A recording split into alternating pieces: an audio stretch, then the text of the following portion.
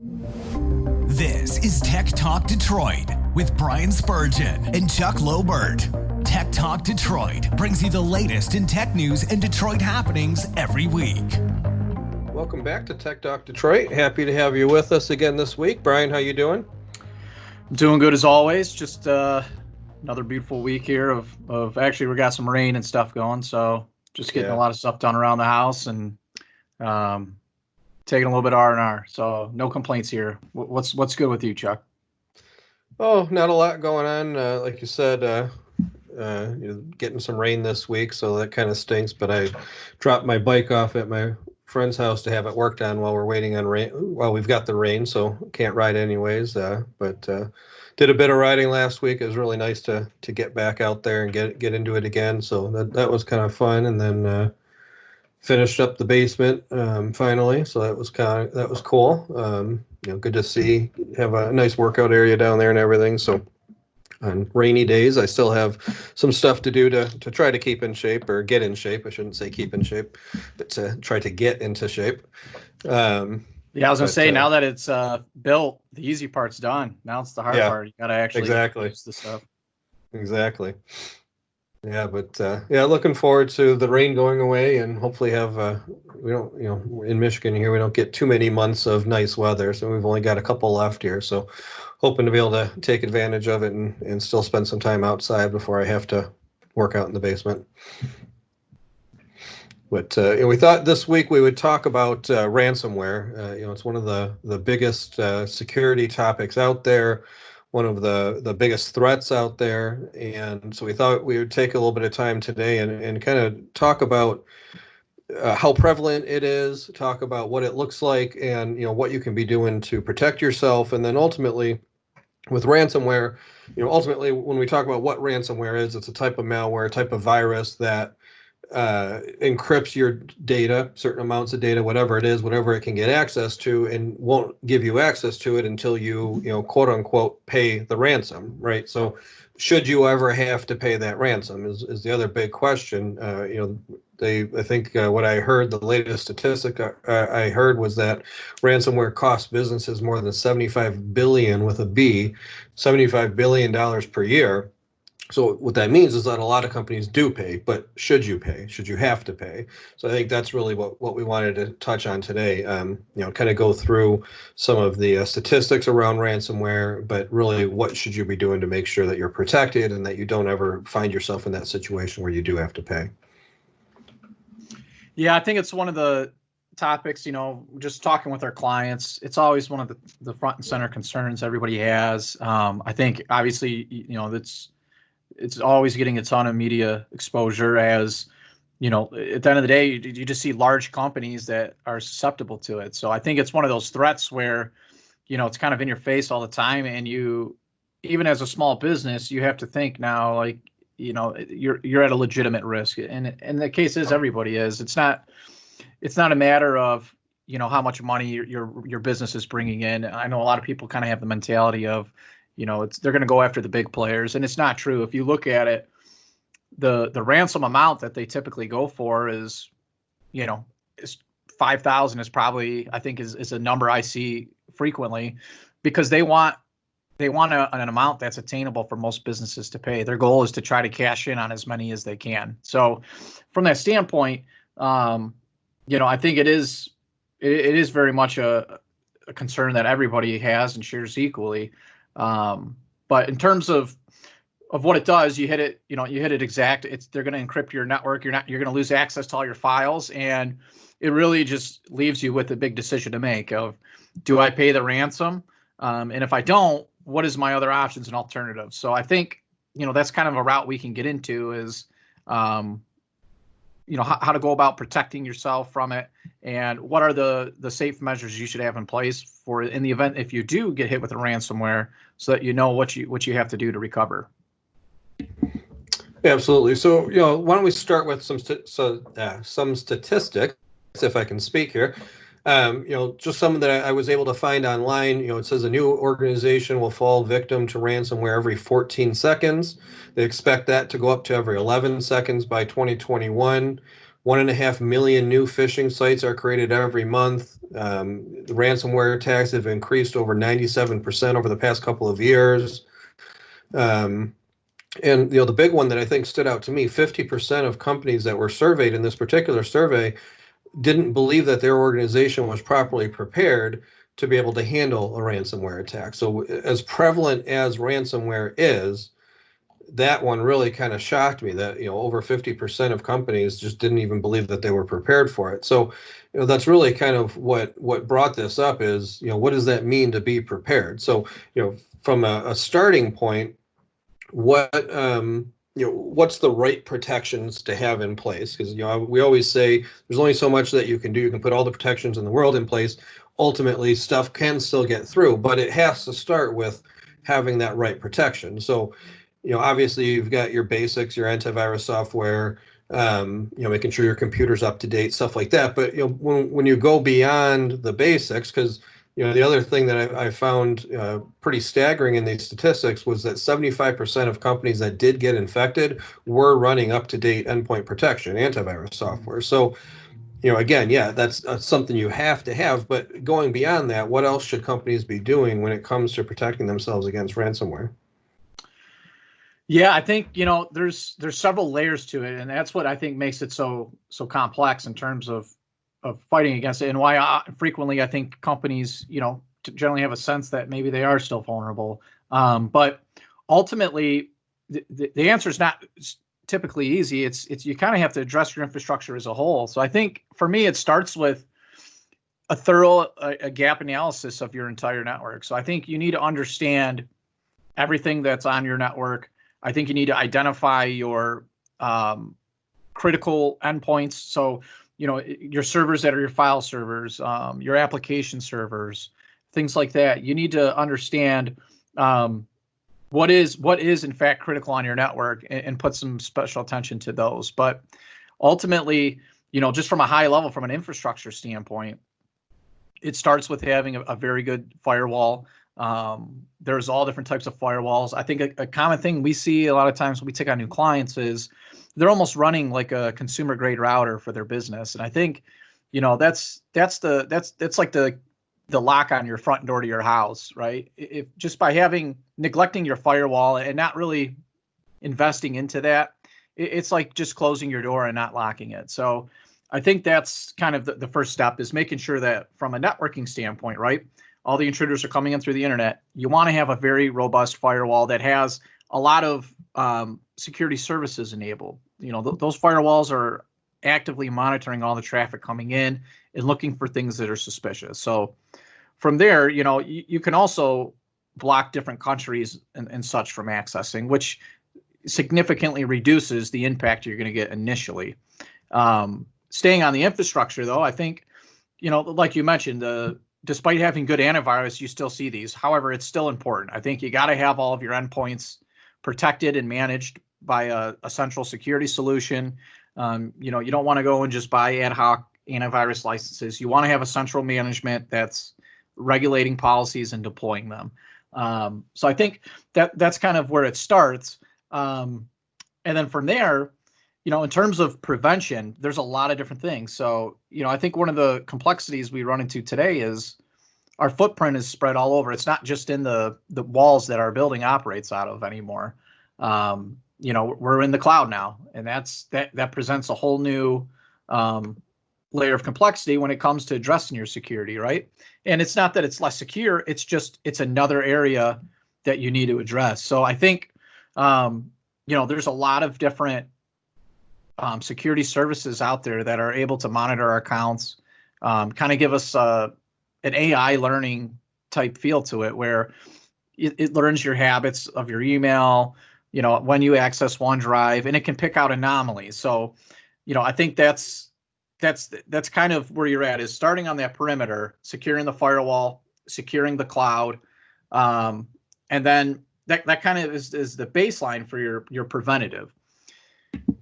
From there, and Chuck, I know you know a lot about this, but it gets back into, once you've identified those critical infrastructures, it boils down to backup. I mean, that's the bottom line. That's your number one tool in combating ransomware is going to be your backups.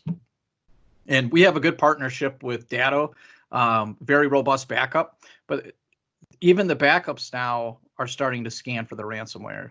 So they're able to take an image of your servers, scan it, and tell you, hey, we see something suspicious here. You guys might be compromised. But ultimately, your backup is your tool that if all of the other preventative measures you have in place fail, your backup is what you're going to be relying upon to get back up and running. Absolutely, and I think another point to make is a lot of this ransomware comes through phishing emails. So that's one of the top ways that you're going to find that it's going to get in. So having protection on your email, having things set up so that forwarding rules can't be set up, having MFA set up, having spam protection set up, all of that's going to help. And then I think another big thing is training the users, so that they know when they see a particular email, how to spot if it's a phishing email or if it's a legitimate email, what to be suspicious of, give them tools that they can click on to check emails, different things like that. And, I think that is one of the biggest ways that you're going to help protect. So, I mean, obviously you've got your, like the stuff that you mentioned, your infrastructure stuff, you've got your antivirus software. It's always good to have a DNS protection software as well, something like a Cisco Umbrella. But then, look at the ways that the ransomware is going to get access. And one of the biggest ways is through email. So, really making sure that your email is properly locked down, making sure that you've got the appropriate antivirus there as well, outside of just the antivirus running on the computers and the servers, and then the spam filtering. And then, the big thing is just making sure that your users understand why they should be suspicious, what they should be suspicious of, and then how to react if they do see something like that. So, I think that really goes a long way into helping to protect against that, getting that attack in the first place. But then, we've talked about all of these different protections, but nothing's 100%. So you could have every one of these in place and potentially you could still get infected, right? You could still get an attack. So, that brings up that question. Then, you're sitting there, you get a pop-up on your computer, your file shares or your SharePoint, whatever it is, just got attacked by ransomware, your data is encrypted, you can't access it, and they want you to pay, whatever, $130,000 to get your data back. What is the next step at that point? And I think it goes to what you were just talking about there, your backup, right?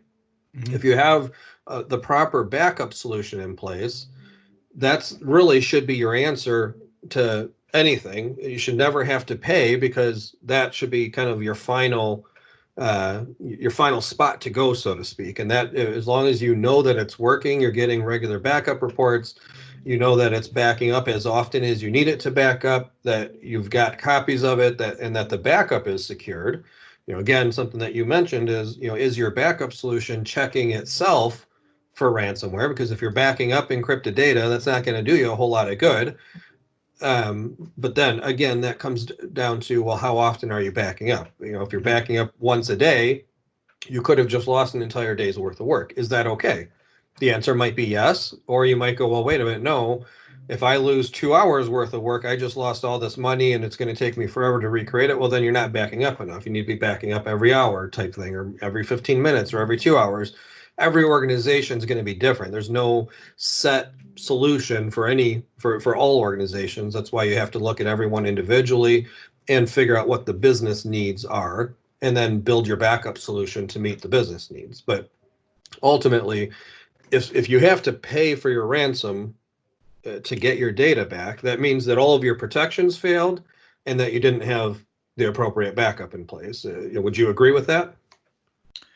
Yeah, I mean, we've encountered it, unfortunately, in the past, and we've never had to have a client pay the ransom. I think it's exactly that. It's, if you don't have a plan in place, you aren't prepared for that type of event. And by prepared, it's a combination of understanding your risk, training your users, like you've said, to identify the risk, and also to have a very robust backup in place. Then in that situation, it's, you haven't took the ransomware threat seriously. So I think in that situation, that's the only time I see somebody having to pay, where if you don't have a backup, you don't have a way to roll back. I think if everybody's and all the stuff we're talking about, these are things that you should do anyways. That you shouldn't do these just because there's a ransomware threat. This is just good business practices as it relates to IT. So, if you're doing these and you're really diligent about it, yeah, ransomware suck. You can lose a day to a couple days of productivity at times. However, you should never feel like your business will be lost in the event of that if you're doing all of this other stuff properly. Yeah, but I think ultimately the backups are the key. And before you back up, though, obviously you do have to be able to identify how this exploit happened. And when the servers do get encrypted, typically they leave little breadcrumbs in terms of how they got to that spot. So you can follow logs, you can track IP addresses, and typically you can narrow it down to at least where the entry point was. And like you mentioned, more often than not, it's via one of your end users and likely through a phishing scam. So I know we've hit that in the past, but ultimately, your end users are in reality, your largest risk, because they're the ones that everybody's targeting all day. And you think about how many different emails you get coming in on a typical day. I mean, I think I have on average 200 to 300 emails that hit my inbox every day. And if I was to actually go and look at my spam filter, I'm probably getting several thousand attempts to emails. And just the sheer volume that are junk mail, phishing, malicious in nature are not making its way through. So yeah, knowing that, it's very easy for one to just slip through the cracks, and they do a good job of mimicking, a business that you deal with regularly. So I think you really hit the nail on the head. The employee training is crucial. It's not just important for your IT guy to understand what ransomware looks like. They're not the ones typically that are interfacing with all the clients. So I think it's very important for the end users to be trained up, know what to look for. It's a combination of that. And then, in terms of if you do get exploited, you got to have that backup. So I think ultimately it just boils down to kind of what I hit in the beginning of, you really got to start building, what we like to call a disaster recovery plan. And I think ransomware falls under disaster recovery. Like, you essentially have to treat it as if, your entire server network got wiped out today, and we need to rebuild it back up and build it better. And I think that's kind of the approach that you're looking at. But if you take those precautions, then it's something that anybody can manage through. Yeah, absolutely. And it's funny, because obviously I'm out there talking to prospects and clients and such, and I've heard of other outsourced IT providers, managed service providers, using in their marketing the fact that they either have what's the word I'm looking for, that you would pay Bitcoin, that they either have Bitcoin, or I've heard them say, well, we know where to go get Bitcoin in the event of you getting attacked by ransomware. And it always kind of makes me laugh and cringe at the same time, because to me that's a horrible marketing scheme, right? If you're telling people that you have Bitcoin, what you're telling them is that you didn't protect them right in the first place, or you had all the right protections in place, but you didn't have the right backup in place. Because like we've said, that's the only time that you're ever going to have to pay, is the protections didn't work, which is possible, and ultimately an attack happened. But then what you're saying is that, well, we also didn't have a good backup in place that would meet your needs, because that would be the only reason that you'd have to pay, because you should be able to restore from the backup. So in essence, to me, what you're marketing is, we didn't properly protect our clients, so now we know how to handle it if you don't. So, I always tell people, if you're talking to somebody and they tell you that, that's where the conversation should end. You should run away from that company, because they're not going to properly protect you if they have the practice of paying somebody for ransom. Like you said, I'm not going to say that we've never had a client that hasn't been attacked by ransomware. It has happened. However, we've never had a client that's lost any data because of it, or that's had to pay anything because of it, because we work very hard to make sure that the backup solutions that our clients have meet their needs. We regularly review them. We have our NOC team that's constantly watching the backups to make sure that they're working properly, testing them, all of that kind of stuff. And if you're doing that, that's the point where you should never have to worry about paying a ransom. So, that's just always something that I say is, if you're hearing that, that's, it's time to move on and just keep looking. So you won't hear that from a reputable outsourced IT provider, or any IT provider for that matter. Yeah, there's certainly no guarantee paying. I mean, at the end of the day, it's a criminal that took over your network. So, you can't expect them to be honest and loyal to their word of unencrypting it. And honestly, I think a lot of these ransomwares are just bots that crawl the internet looking for an opportunity. They deliver the payload and they give you wiring instructions, and there's never any type of follow-up to it. They're just out there collecting money. So, it's a dangerous game to play if you're thinking, I can buy my way out of this. I think it's something that you got to have a good IT strategy that you are very diligent about daily. And if you have a good plan in place, then in the event if you do have an exploit, you should be able to go reference that plan and be confident that your business can recover. Absolutely. Yeah. So, that was what we wanted to cover today. We thought it was an important one because it is very prevalent out there right now. So hopefully you were able to learn something and get something out of it, and appreciate you taking the time to spend with us again this week. And we look forward to talking to you again next week.